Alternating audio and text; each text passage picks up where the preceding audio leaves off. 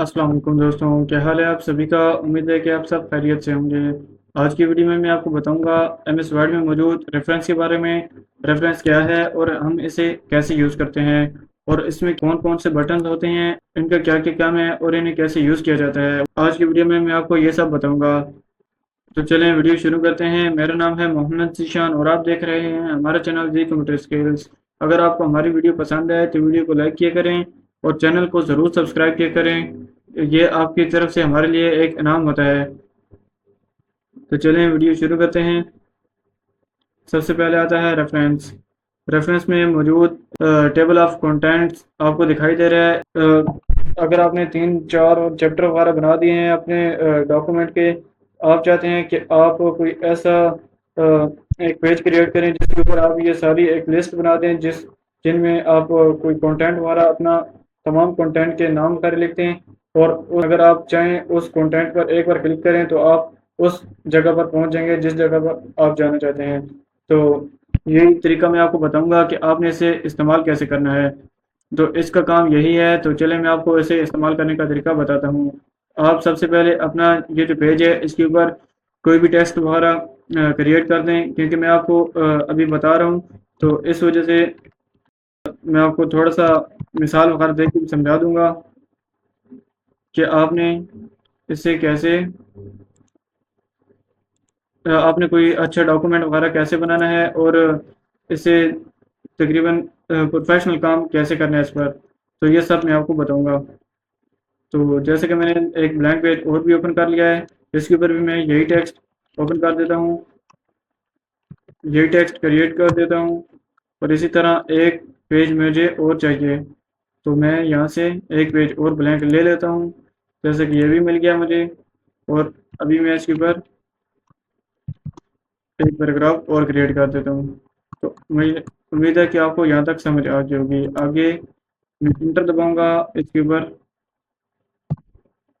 अभी मैं जो भी यहाँ पर कोई अपना हेडिंग वगैरह देना चाहूँ तो यहाँ पर अपनी हेडिंग वगैरह दूंगा। तो हेडिंग वगैरह देने के लिए आपको होम में जाना पड़ेगा, और होम में ये जो आपको हेडिंग का नज़र आ रहा है, हेडिंग 1 हेडिंग 2, और आगे आप जैसे ही इसे इस पर क्लिक करेंगे तो आगे आपको अगली हेडिंग का भी ऑप्शन मिल जाएगा। मैं चैप्टर का नाम लिख देता हूँ, चैप्टर नंबर 1। जैसे कि मैंने क्लिक किया, अभी मैं इसे हेडिंग बना दूंगा। हेडिंग नंबर 1 होगी ये। इसी तरह आगे यहाँ पर कर्सर लेकर आया, इंटर बटन प्रेस किया, एक बार ऊपर ले गया, और यहाँ पर भी चैप्टर नंबर 2 लिख दिया, और यहाँ पर हेडिंग 2 से सेव कर दिया। आगे आगे इंटर, यहाँ पर चैप्टर चैप्टर नंबर 3, यहाँ पर हेडिंग नंबर 3। तो ये तीनों हेडिंग हमारी बन चुकी हैं और ये सेव भी हो चुकी हैं। अभी हमें एक पेज और भी चाहिए, तो हम इंसर्ट में जाएंगे, यहाँ से ब्लैंक पेज क्रिएट कर लेंगे। यहाँ पर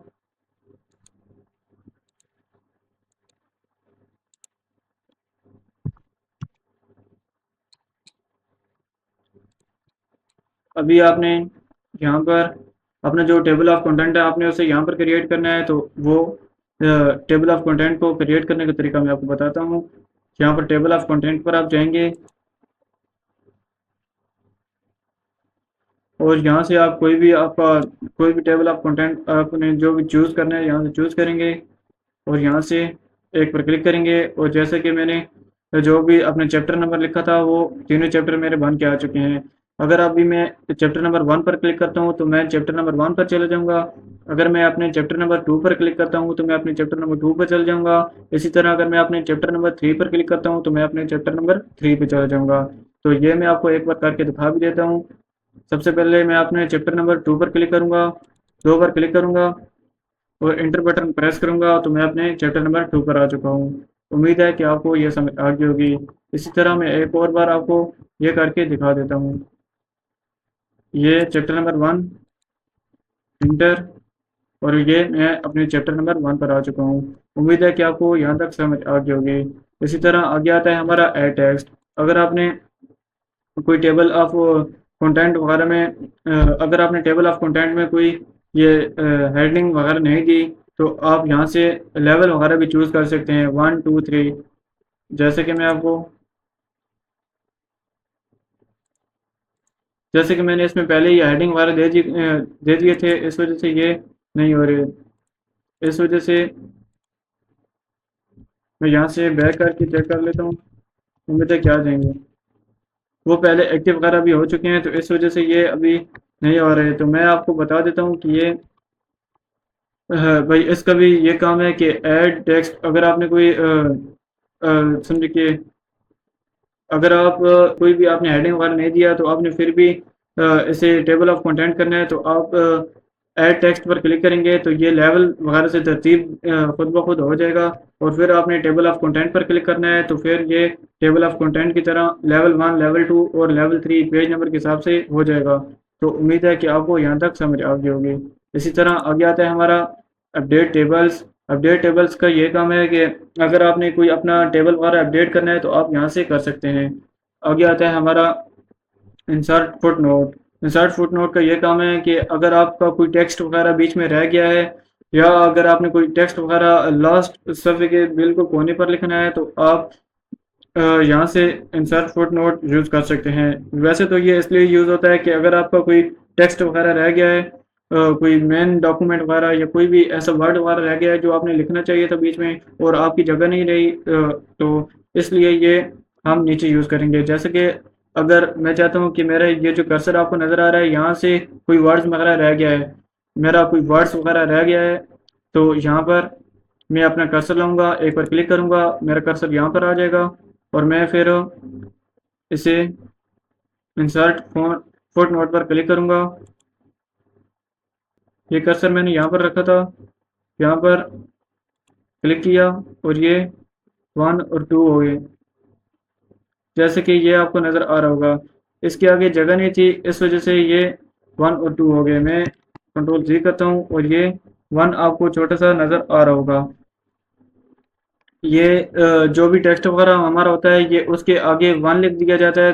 1 2 या जो भी हेडिंग वगैरह इसमें होती है, वो तरतीब के लिहाज से लिख दी जाती है, ताकि पढ़ने वाले को समझ आ जाए कि ये टेक्स्ट वहाँ से शुरू हो रहा है, उस चीज़ कैसा है जहाँ पर ये 1 लिखा है। तो उम्मीद है कि आपको यहाँ तक समझ आ गई होगी। अगर आपने यहाँ से कोई टेक्स्ट वगैरह लिखना है, तो यहाँ पर अपना कर्सर लाएंगे और यहाँ पर अपना टेक्स्ट वगैरह लिख देंगे।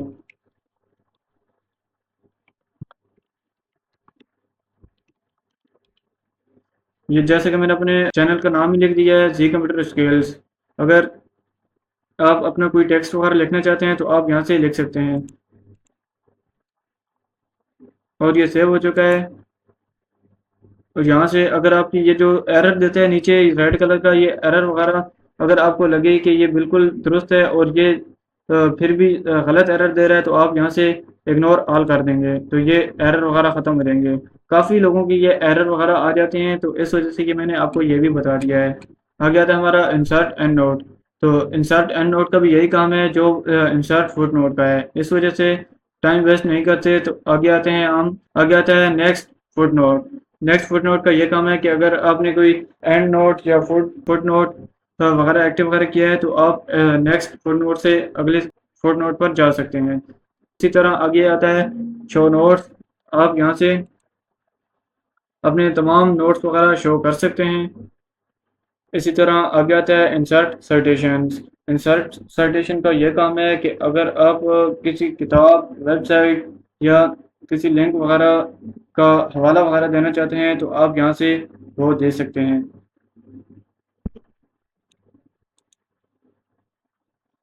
यहाँ से आप ऐड करेंगे, न्यू में जाएंगे, आप यहाँ से अपनी जो भी चीज़, बुक का नाम या अपनी जो सेटिंग वगैरह है, यहाँ से करके इसे ओके कर देंगे, तो ये सेट हो जाएगा। इसी तरह आगे आता है, और साथ में आपको इसको इंसर्ट साइटेशन का इस्तेमाल करने का तरीका बता देता हूँ। आप अपना कर्सर वहाँ पर रखें जहाँ पर आपने हवाला देना है। यहाँ पर जैसे कि मैं एक हवाला देना चाहता हूँ, और यहाँ पर मैं अपना कर्सर ले आया और अभी हम जाएंगे इंसर्ट साइटेशन में।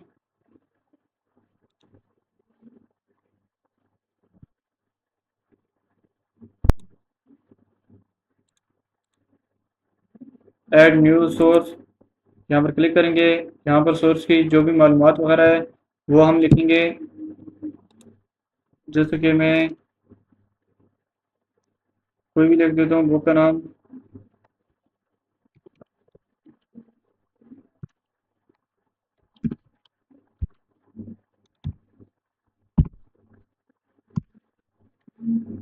ये जैसे कि आपको नज़र आओगे मैंने लिखा था स्किल्स बुक, और यहाँ पर ये लिखा हुआ आ चुका है। अगर मैं इसकी और भी डिटेल वगैरह लिखता तो वो सब आ जाती, क्योंकि ये वीडियो बहुत लंबी हो जाती है। इस वजह से जो मेन बटन्स हैं मैं आपको इन्हें इस्तेमाल करने का तरीका ही सिर्फ बता रहा हूँ, तो इसे यूज़ करने का तरीका आपको मालूम हो गया होगा। आगे आता है हमारा मैनेज सोर्स। ये मैनेज सोर्स तमाम हवालाजात और साइटेशंस वगैरह को महफूज करने के लिए इस्तेमाल होता है, जो हमने इंसर्ट साइटेशन के ज़रिए शामिल किए होते हैं। मैनेज सोर्स में हम तमाम हवालाजात को देख सकते हैं, मैनेज कर सकते हैं और ये तमाम चीज़ें इसमें कर सकते हैं। जैसे कि आपको मैंने ये जैसे कि मैंने यहाँ पर एक स्किल्स बुक लिखी थी, ये आपको देखने को मिल रही होगी। इसी तरह इसकी एक और राइटिंग भी आपको यहाँ पर देखने को मिल रही है। उम्मीद है कि आपको ये समझ आ गई होगी कि मैनेज सोर्स किस लिए यूज़ किया जाता है और इसका क्या काम है। तो चलें हम आगे जाते हैं। इसी तरह आगे आता है स्टाइल। आप यहाँ से ऐसे कोई स्टाइल वगैरह दे सकते हैं, जैसा भी आप इसमें देना चाहें। इसकी थोड़ी सी तरतीब है, यहाँ पर आप इसे देख सकते हैं। जैसे कि ये आपको इसमें बहुत ज़्यादा चीज़ें नज़र आ जाएंगी। इसी तरह आगे आती है बिब्लियोग्राफिक्स। इसका काम यह है, इसका बहुत ही ज़्यादा इम्पोर्टेंट काम है। आपने जितने भी इसमें रेफरेंस, टैब्स और वेबसाइट्स या जो भी आपने चीज़ें की होती हैं, इसकी सब डिटेल वगैरह यहाँ पर आ जाती हैं। जैसा कि आप देख सकते हैं, जो जो वर्क मैं करता गया वो आपकी तरफ आता गया। तो उम्मीद है कि आपको ये समझ आ गई होगी कि आप इसमें इसकी हर डिटेल वगैरह चेक कर सकते हैं और आप इसमें तमाम हवालाजात की फहरिस्त भी बना सकते हैं। अगर आप चाहते हैं कि मैं आपको इसे यूज़ करके भी बताऊं तो मैं वो भी आपको बता देता, लेकिन मैं आपको इसे आसान तरीके से बता देता हूं कि आपने मैनेज सोर्सेज और इंसर्ट इंसर्ट वगैरह के जो भी जो चीज़ें आपने इसमें इंसर्ट करेंगे वो चीज़ें इसमें सेव हो जाएंगी। इसका बस यही काम है। आपने जो जो चीज़ें इसमें सेव करनी है ये आपको उसमें सेव करने में हेल्प करेगा। आगे आता है चेंज प्रोवाइडर। चेंज प्रोवाइडर, अगर आपने ऑनलाइन हवालाजात या ऑनलाइन सोर्सेज वगैरह यूज़ किए हों तो ये उन्हें चेंज करने में आपकी हेल्प करता है। प्रोवाइडर से मुराद वो सीरीज़ या डेटाबेस है जिससे वर्ल्ड हवालाजात की मालूमात हासिल करता है, और मैं आपको इसे इस्तेमाल करके भी बता देता हूँ। आप अपने रेफरेंस में जाएं, चेंज प्रोवाइडर में, चेंज प्रोवाइडर पर क्लिक करें। अगर इसमें एक से ज़्यादा प्रोवाइडर हैं तो जैसे कि मेरे वाईफाई कनेक्ट है, इस वजह से मेरे पास एक से ज़्यादा प्रोवाइडर मौजूद हैं। आप इसमें से कोई भी प्रोवाइडर वगैरह इसमें इस पर क्लिक करेंगे तो ये उस पर चेंज हो जाएगा, लेकिन मैं इसे चेंज नहीं करना चाहता, इस वजह से मैं इस पर क्लिक नहीं करता। आपने सिर्फ इस पर अगर आप चेंज करना चाहते हैं तो इस पर क्लिक करेंगे तो ये चेंज हो जाएगा। उम्मीद है कि आपको यहाँ तक समझ आ गई होगी। लेकिन बहुत ही कम इसे यूज़ किया जाता है, तो ज़्यादा लोग मैनेज सोर्सेज और ये चारों ऑप्शन जो आपको नज़र आ रहे हैं ये ज़्यादा यूज़ किए जाते हैं। इसका काम बहुत ही ज़्यादा कम है। आगे आता है आगे आता है इंसर्ट कैप्शंस। अगर आपकी कोई तस्वीर, टेबल या कोई कंटेंट वगैरह है आपका, या टेक्स्ट वगैरह है, उसके नीचे कोई हवालाजात देने के लिए इस्तेमाल किया जाता है। जैसा कि मैं आपको इसे इस्तेमाल करने का तरीका भी बता देता हूँ। कैप्शन, इंसर्ट कैप्शन, किसी टेबल, कंटेंट, किसी फहरिस्त के नीचे आप कोई डॉक्यूमेंट हमारा छोटा इंसर्ट कैप्शन तस्वीर, टेबल, चार्ट या इक्वेशन के नीचे खुदकार नंबर और उन्वान लगाने के लिए इस्तेमाल होता है। उम्मीद है कि आपको यहाँ तक समझ आ गई होगी। आगे आता है हमारा आगे आता है हमारा insert table of figures. Insert figure of tables का काम तमाम चार्ट्स, टेबल्स, तमाम डॉक्यूमेंट की फहरिस्त बनाना है।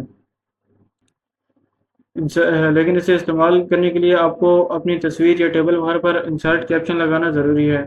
तो इसके बाद ही ये तकरीबन इस्तेमाल किया जा सकता है। आगे आता है हमारा अपडेट टेबल्स। अगर आपने अपने टेबल को अपडेट वगैरह करना है तो आप यहाँ से कर सकते हैं। आगे आता है हमारा cross reference. Cross reference reference tab का बहुत ही ज़्यादा अहम बटन है, जिसका काम अपने डॉक्यूमेंट में किसी दूसरी जगह का लिंक बनाना। क्रॉस रेफरेंस का यही काम है जो मैंने आपको पहले बताया था, table of contents. Cross reference क्या है? क्रॉस रेफरेंस का यह काम है कि आपने अपने डॉक्यूमेंट के अंदर किसी दूसरी जगह का लिंक बनाना। अगर आप चाहते हैं कि आप किसी दूसरी जगह का लिंक बनाएं अपने क्रॉस रेफरेंस में, ताकि आप उस लिंक पर क्लिक करने के बाद अपनी उस जगह पर पहुंच जाएं जिस जगह का आपने लिंक बनाया था, तो ये इसलिए यूज़ किया जाता है। आपने रेफरेंस में जाना है। रेफरेंस में आप चूज रेफरेंस को क्लिक करेंगे। यहाँ से आप रेफरेंस में जाएंगे, टू पर क्लिक करेंगे, हेडिंग आपने दी है,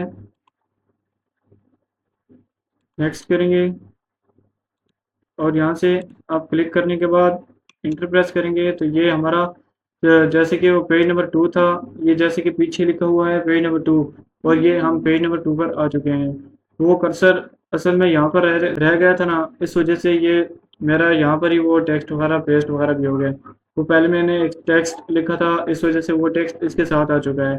वैसे कि ये चैप्टर नंबर 2 ये आपको नज़र आ रहा होगा, वो चैप्टर नंबर 2 यहाँ पर आ चुका है। तो उम्मीद है कि आपको यहाँ तक समझ आ गई होगी। आगे आता है हमारा आगे आता है हमारा मार्क एंट्री। जब हम मार्क एंट्री पर क्लिक करते हैं तो वर्ड को ये हिदायत दी जाती है, ओपन कोड आखिर पर बनने वाली इंडेक्स इमेज पर क्लिक करो। उम्मीद है कि आपको यह भी समझ आ गई होगी। इसी तरह आगे आता है हमारा इंसर्ट इंडेक्स। इंसर्ट इंडेक्स का ये काम है कि आप माइक्रोसॉफ्ट वर्ड में अपने डॉक्यूमेंट की मुकम्मल फहरिस्त आखिर में तैयार करते हैं। आखिर में उन अल्फाज की तरतीब बनाना जो पहले आपने मार्क एंट्री के दौरान इस्तेमाल किए थे, उन वर्ड्स को आपने निशानात वगैरह जो लगाए थे, आप इनमें इससे इंसर्ट इंडेक्स में उन्हें तरतीब के लिहाज से रख सकते हैं और उनकी एक फहरिस्त तैयार कर सकते हैं। उम्मीद है कि आपको यह भी समझ आ गई होगी। इसी तरह आगे आता है हमारा मार्क साइटेशन। मार्क साइटेशन का ये काम है कि अगर आपने कोई हवाला कोड वगैरह देना है तो आप यहाँ से उसे दे सकते हैं। अगर आप यहाँ पर कोई भी कोड वगैरह या कुछ भी लिखना चाहें तो वहाँ से आप इसे लिखकर इसे मार्क वगैरह कर सकते हैं। जैसे कि मैं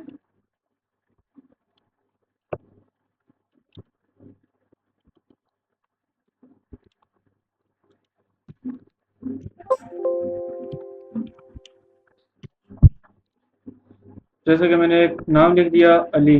अभी ये एक कोड बन चुका है और मैं इसे क्लोज कर दूंगा और ये यहाँ पर आ चुका है। उम्मीद है कि आपको इसकी भी समझ आ गई होगी कि आप कोई भी कोड वगैरह बनाना चाहें तो आप उसे यहाँ पर बना सकते हैं।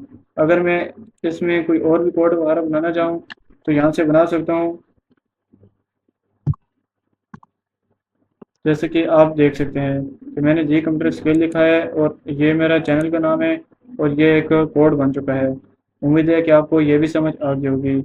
इसी तरह आता है हमारा इंसर्ट टेबल ऑफ अथॉरिटीज़। काम यह है कि अगर आप कोई कानूनी जॉब कर रहे हैं, गवर्नमेंट की कोई जॉब कर रहे हैं, तो ये उसके लिए आपको बहुत ही ज़्यादा अहम किरदार अदा करता है। इसे लीगल डॉक्यूमेंट की हवालाजात के लिए इस्तेमाल किया जाता है। इंसर्ट टेबल ऑफ अथॉरिटीज़ क्या है? ये जैसे कि मुकदमात, हवालाजात और असूलात की फहरिस्त वगैरह बनाने में हेल्प करता है। इसको इस्तेमाल करने का तरीका भी मैं आपको बता देता हूँ। सबसे पहले आप अपने टेबल को मार्क करें जो क्रिएट करना है।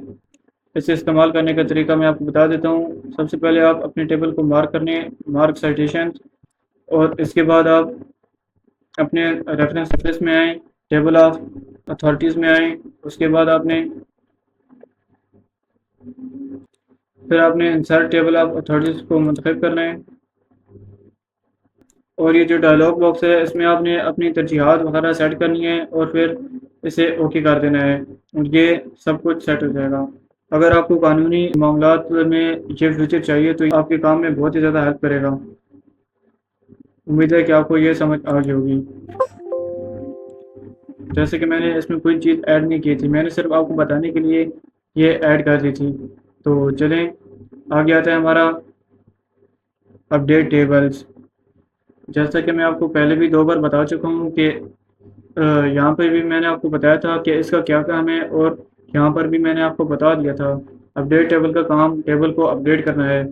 उम्मीद है कि आपको आज की वीडियो पसंद आई होगी। अगर आपको हमारी वीडियो पसंद आई है तो प्लीज़ हमारे चैनल को सब्सक्राइब कर दें। आज के लिए मैं आपको सिर्फ यही बोलूँगा कि आप हमारे चैनल को सब्सक्राइब कर दें, लेकिन आप हमारे चैनल को सब्सक्राइब ज़रूर कीजिएगा।